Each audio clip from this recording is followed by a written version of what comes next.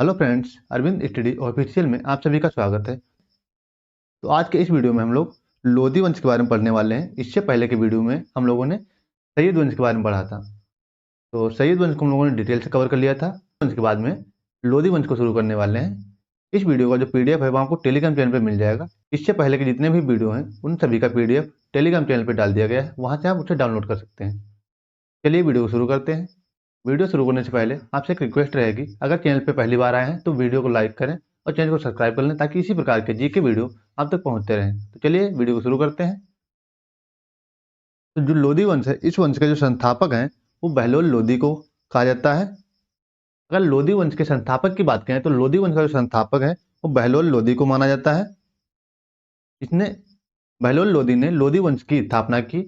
लोधी वंश की जो स्थापना है वो 1451 ईस्वी में हुई थी बहलोल लोधी के द्वारा। इस वंश में 3 शासक हुए हैं, बहलोल लोधी, सिकंदर लोधी और इब्राहिम लोधी। तो ये 3 शासक इस वंश में हुए हैं। जो सबसे महत्वपूर्ण इसमें है सिकंदर लोधी, उसके बाद में इब्राहिम लोधी। यहाँ से क्वेश्चन एग्जाम में पूछे जाते हैं और बाकी जो बहलोल लोधी है इससे बहुत ही कम क्वेश्चन एग्जाम में पूछे जाते हैं।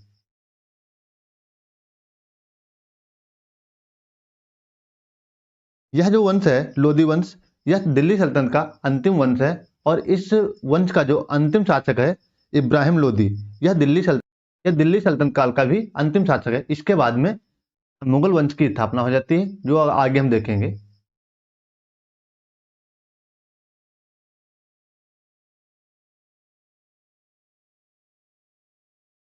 सबसे पहले हम लोग देख लेते हैं बहलोल लोधी के बारे में। जो बहलोल लोधी है इसका शासनकाल 1451 ईस्वी से लेकर के 1489 ईस्वी तक रहा है। बहलोल लोधी सुल्तान बनने से पहले सरहिंद का सूबेदार था, जो अलाउद्दीन खिलजी के द्वारा नियुक्त किया गया था। जो था वो जब बदायूं चला गया, उसके बाद में दिल्ली सल्तनत का कोई भी शासक नहीं बचा। तो उस समय क्या हुआ, बहलोल लोधी को दिल्ली सल्तनत का संस्थापक बनाया गया, जिसने एक नए वंश की स्थापना की, लोधी वंश की। बहलोल लोधी ने लोधी नामक चांदी का सिक्का चलाया और जिसकी मृत्यु जुलाई 1489 ईस्वी में हो जाती है। उसके बाद में बहलोल लोधी के बाद में बहलोल लोधी का जो पुत्र था सिकंदर लोधी, वो राजगद्दी पे बैठता है, जिसके बारे में हम देखते हैं।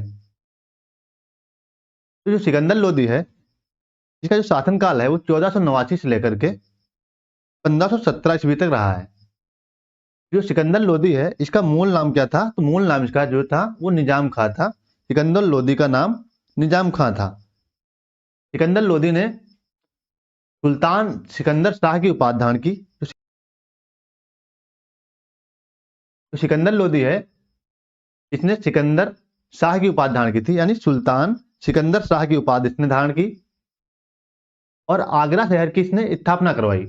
जो सिकंदर लोधी है इसने आगरा शहर की स्थापना करवाई, जिसे बाद में इसने राजधानी बनाई अपनी। जो सिकंदर लोधी था आगरा शहर की स्थापना करवाता है और उसे बाद में अपनी राजधानी बनाता है। तो राजधानी 1504 ईस्वी में बनाता है। कुछ स्रोतों में यह 1506 भी देखने को मिलती है। और बिहार को दिल्ली से मिलाने वाला यह प्रथम सुल्तान था, यानी बिहार को दिल्ली सल्तनत से मिलाने वाला प्रथम सुल्तान सिकंदर लोधी था, जिसने बिहार को दिल्ली से मिलाया। और गले की बीमारी के कारण 1517 ईस्वी में इसकी मृत्यु हो जाती है। गले की बीमारी के कारण 1517 ईस्वी में सिकंदर लोधी की मृत्यु हो जाती है। इसके बाद में इसका जो पुत्र है इब्राहिम लोधी, वो राजगद्दी पे बैठता है।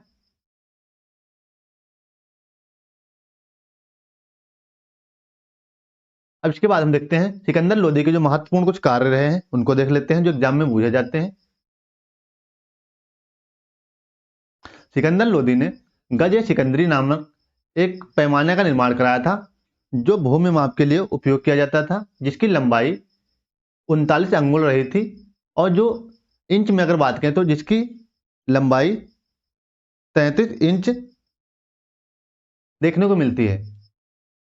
सिकंदर लोधी ने मुहर्रम है जिसे ताजिया कहते हैं, इन पे पूर्ण रूप से बैन लगा दिया था, यानी सिकंदर लोधी के राज्य में कोई भी ताजिया नहीं निकाल सकता है, यानी मुहर्रम नहीं ले जा सकता है। इस पे पूर्ण रूप से सिकंदर लोधी ने बैन लगा दिया था। और महिलाओं को भी पीरों की मज़ारों पे जाने से मना कर दिया, यानी कोई भी महिला पीरों की मजार पे नहीं जा सकती है, उसे किसी हाल में पीरों की मजार पे जाने नहीं दिया जाएगा। सिकंदर लोदी ने हिंदुओं पे जजिया कर लगाया।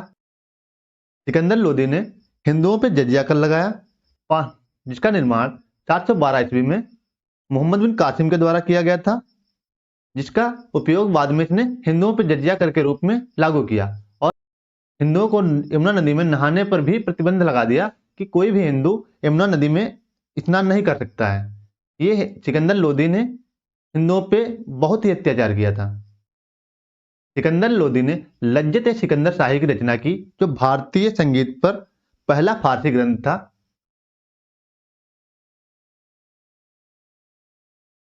इसके बाद हम लोग देखते हैं इब्राहिम लोदी के बारे में। इब्राहिम लोदी है, यह लोदी वंश का अंतिम शासक हुआ है, यानी लोदी वंश का अंतिम शासक इसे कह सकते हैं इब्राहिम लोदी को, जो दिल्ली सल्तनत का भी अंतिम शासक हुआ है। इसके बाद में दिल्ली सल्तनत पे मुगल राजवंश की स्थापना हो जाती है। इब्राहिम लोदी सिकंदर लोदी का ज्येष्ठ पुत्र था, यानी सिकंदर लोदी का बड़ा पुत्र था, जिसका शासनकाल 1517 से लेकर के 1526 ईस्वी तक रहता है। और 1526 ईस्वी में बाबर इसे पराजित करता है और जिसमें इब्राहिम लोदी की मृत्यु हो जाती है। उसके बाद में मुगल राजवंश की स्थापना हो जाती है। इब्राहिम लोदी जो है यह ग्वालियर विजय से प्रोत्साहित होता है।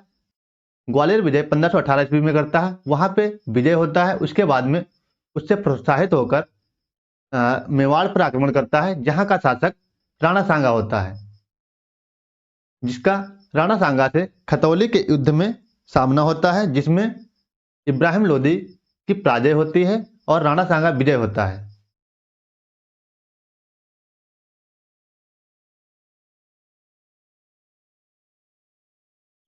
उसके बाद में बाबर का आगमन होता है। तो बाबर का आगमन लाहौर के राज्यपाल दौलत खां और इब्राहिम लोदी के जो चाचा थे आलम खां, इब्राहिम लोदी के चाचा का क्या नाम था? आलम खां ने काबुल के जो शासक थे बाबर को दिल्ली पर आक्रमण के लिए निमंत्रण देते हैं कि आप आइए और दिल्ली पे आक्रमण करिए, क्योंकि जो इब्राहिम लोदी था यह बहुत ही क्रूर टाइप का शासक था, जिससे बहुत ही इसकी जो प्रजा थी वो परेशान रहती थी, जिस कारण से इसके चाचा आलम खां और जो राज्यपाल दौलत खां थे वो बाबर को निमंत्रण देते हैं कि आप आइए दिल्ली पे आक्रमण करिए और हम आपका साथ देंगे।